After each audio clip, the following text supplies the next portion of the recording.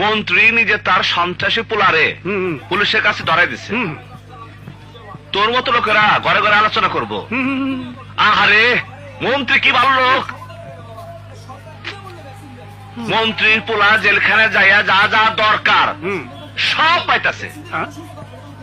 সকালে হাজিতে হাজিতে নাস্তা করতেছে, দুপুর বেলায় ওই যে নিরিবিলি জেলখানার পাশে ওই জায়গায় কাচ্চি বিরিয়ানি খাবো, দুদিন পর উপর থেকে খালাস, বেকুশের খালাস।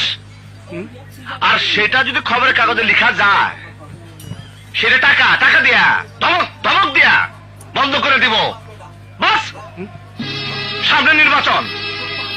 আরে তোর মতো অন্ধ নির্বোধ জনগণ সাপ সাপ সাপ কইরা ব্যালট পেপারে ছেড়ে মেরে দিব। আর উনি আবার 5 বছরের জন্য বাংলাদেশের লুটে পুটে খাবার জন্য।